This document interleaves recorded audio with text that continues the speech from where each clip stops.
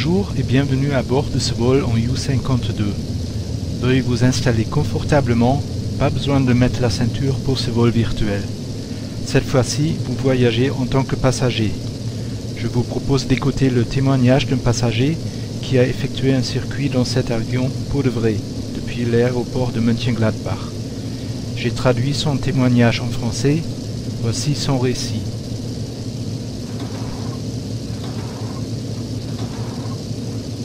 Seit vielen Jahren beobachte ich die Flüge der legendären Tante Ju, die an einigen Wochen... Depuis de nombreuses années, j'observe les vols de la mythique Tante Ju. Plusieurs week-ends par an, elle décolle de l'aéroport de Mönchengladbach pour effectuer des circuits d'aérodrome. Poussée par ses 3 moteurs BMW, elle passe la plupart du temps en vrombissant tout près de chez moi. On peut ainsi l'observer depuis notre jardin. J'étais fascinée par cette petite merveille de technologie issue du passé et l'idée d'effectuer moi-même un petit vol en tant que passager mûrissait peu à peu. Ce vœu devint une réalité lorsque ma famille m'offrit ce cadeau à l'occasion de mes 40 ans. Cela a été une réelle surprise à laquelle je ne m'attendais vraiment pas. Submergée par une joie immense, j'ai alors couru échanger ce bon contre une réservation en bonne et due forme. Hier enfin arriva le jour J. J'avais choisi exprès une date au mois de mai, espérant avoir ainsi une bonne visibilité et du beau temps. Ces derniers jours, j'ai très souvent consulté les prévisions météo sur plusieurs sites, car ces 3 dernières semaines, nous n'avions pas eu de pluie significative. Bien évidemment, les prévisions météo annonçaient des orages violents et exactement pour le jour de mon vol. Le radar de pluie de mon appli météo sur mon iPhone m'accompagnait tout au long de cette journée et j'espérais qu'il allait y avoir un trou dans la couverture nuageuse pendant le vol prévu. Le vol était programmé pour 5 heures de l'après-midi et on devait se présenter au plus tard 30 minutes à l'avance dans le terminal de départ pour récupérer le ticket. Aussi sommes-nous déjà arrivés à l'aéroport vers 16 heures.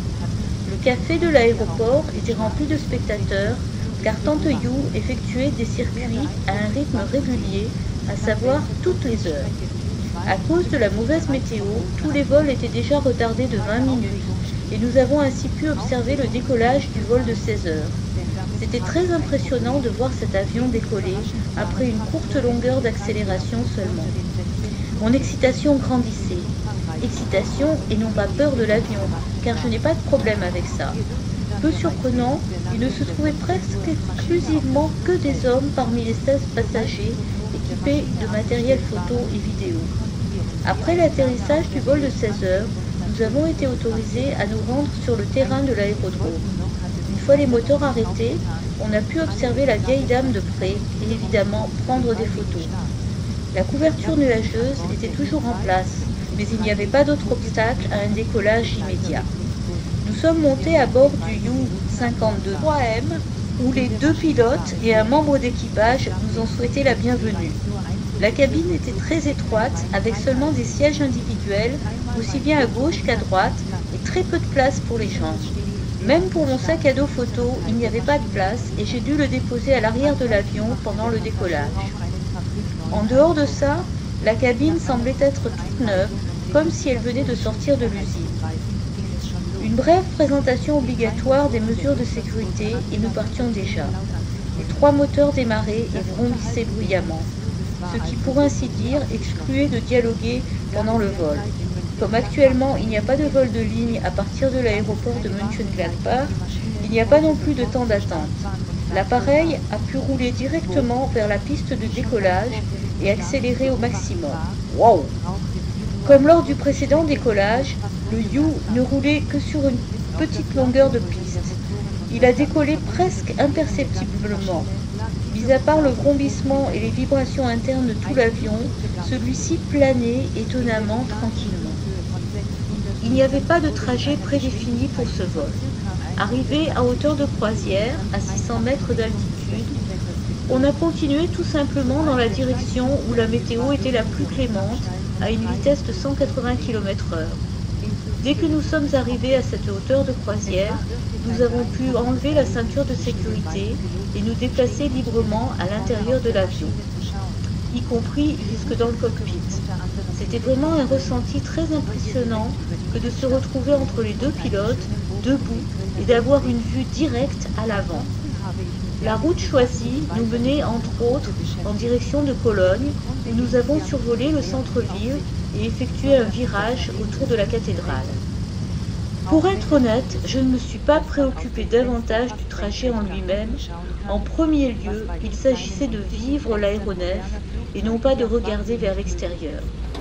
Cela dit, c'est superbe d'avoir une vue pratiquement à la verticale, vers le bas, par la fenêtre, ce qui est pour ainsi dire impossible dans les avions modernes équipés de petits hublots épais.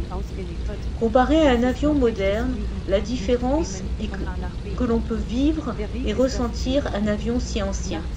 On a l'impression d'être bien moins otage de la technologie, c'est encore du vrai vol et non pas de la téléportation d'un point A à un point B.